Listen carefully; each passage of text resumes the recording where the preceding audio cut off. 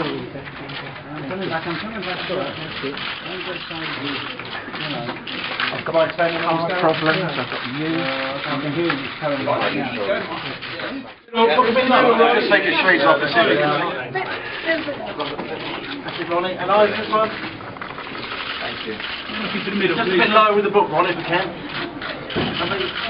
And then looking to the middle, please. Just a little bit lower, mate. Just a little bit lower. Right, well, as you'll probably see, it takes a lot of time for my father to communicate through the spelling boards, which I believe some of you have copies of. So it took a bit of time for us to get this ready, but I'll read it on your behalf. Is that okay? Okay, thank you all for coming this morning. I know some of you have come from far and wide, from Australia, Brazil, Germany, probably even Margate. I appreciate you turning out for an old boy like me and even remembering who I am. Sometimes I've had problems with that, but here I am, a poster boy for the NHS. I see a few familiar faces out here too. It's nice to see you again. I want to start by thanking the health system and the people at the care home, without whom I would certainly not be here today, and would probably be dead by now. Although that might please some of your readers, and the people at the death list who kept voting for my demise. Still number one. Still number one on the death list, I check. What I plan... I voted for you, yeah. I got the shirt. Yeah. I plan to hang in for a while yet. I set myself little targets. Getting released was one. Moving to Barnet and celebrating Mike's birthday was another. Then my first Christmas. Then the birth of my second grandchild. And writing the book. CM Charmian again is another target that's high on my list. As is going horse racing. So if any of you TV boys want to take me, just let me know and we can take that over. I also told Mike that I can only die happy when Arsenal wins another trophy. I think they'll have a few good years on that, Dad. Yeah. Sorry, Arsenal, we love you dearly, but where's the defence? I can't believe that this is my first press conference in Britain. But it is, and I apologise for not holding it after I went over the wall from Wandsworth. So let's all enjoy the day, because it is the British press. Represented by many of you here today, that made the legend that you see before you. Perhaps I should ask you, who am I? Of course I would have liked to have my own voice for this press conference, but I don't. Just because I can't speak, it does not mean that I'm deaf. So there's no need to shout. And despite appearances, my marbles are all there, or as many I should have at someone at my age, a topic that we'll certainly return to. My voice will be my actions, as well as Mike and Chris will fill you in the gaps. Between them, they know a little bit more about me than I do. So when they talk, I talk. I give them permission to do so.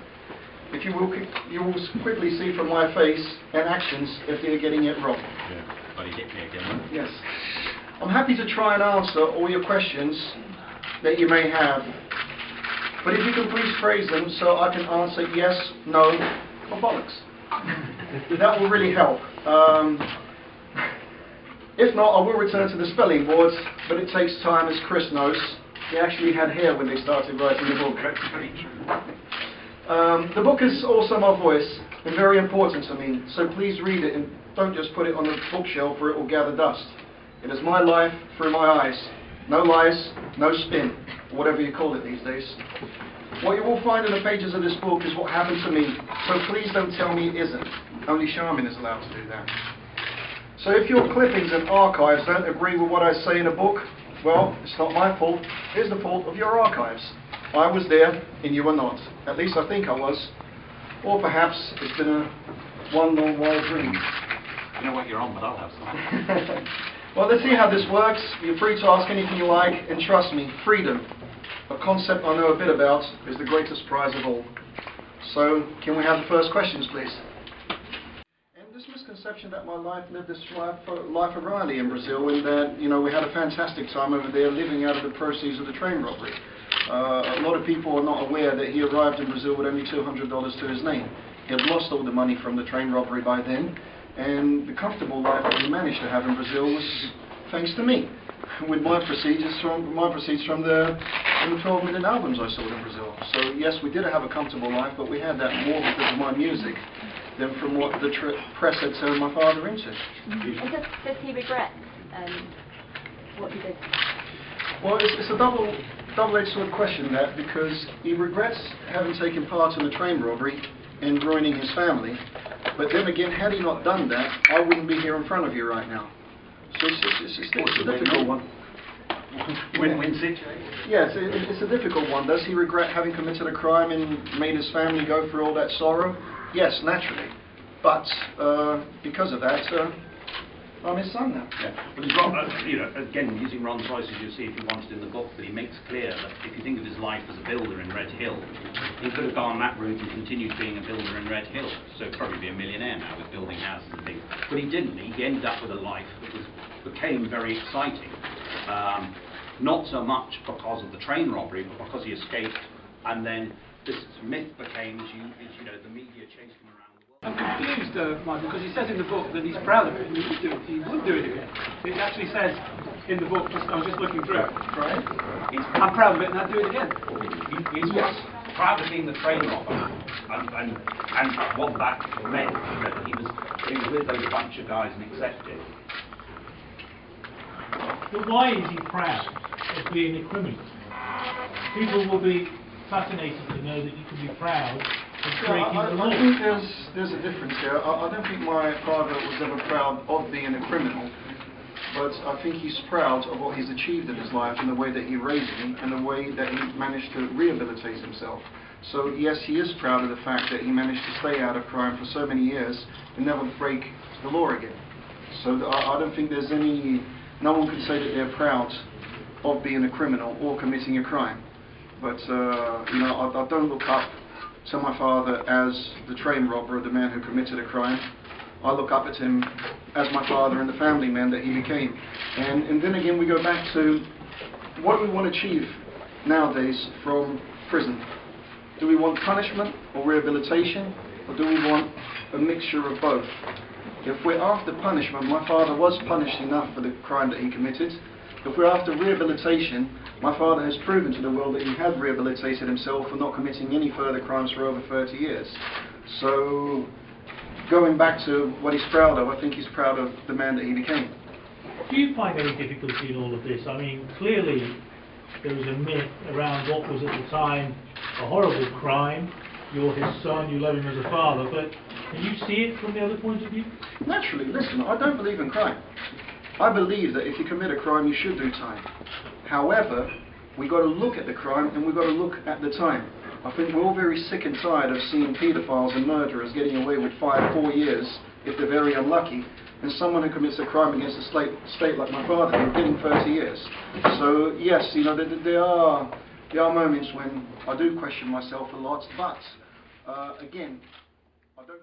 As you'll clearly see in the book, he was looking after me in Brazil while I was young, had no ways and means to support himself until journalists started coming down to Brazil and offering him money to take pictures, and that created Ronnie Biggs as a personality. Yeah. I was. Yeah. Oh, kidnapped, yeah. Yeah, I was kidnapped. I mean, again, when the kidnap story happened, it's something that is still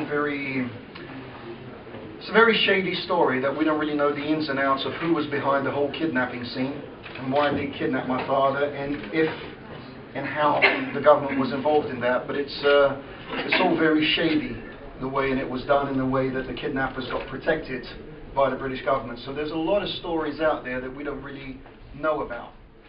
There's a lot of things that we would never know, but they did happen.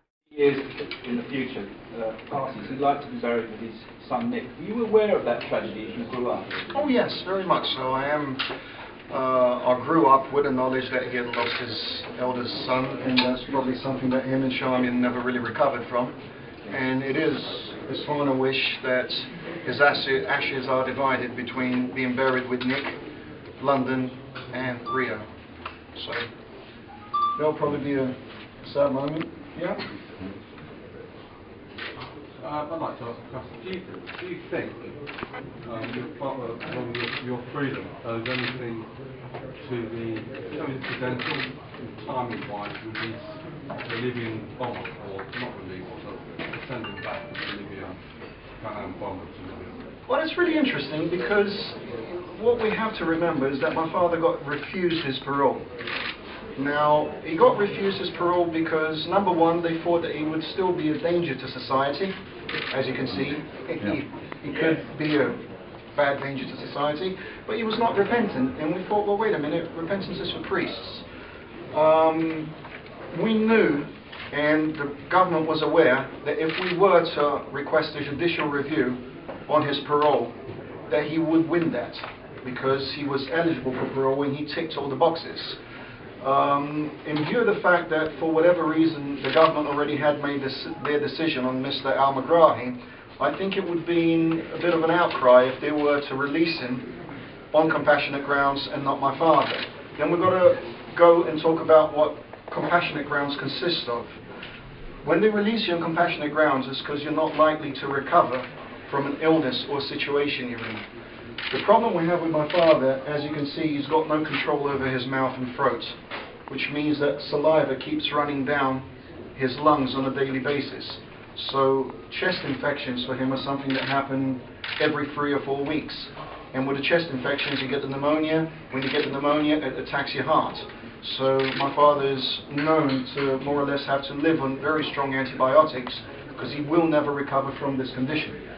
So they did release him on compassionate grounds, very nice, but they were 100% aware that if we were to request a judicial review on his parole, he would have won.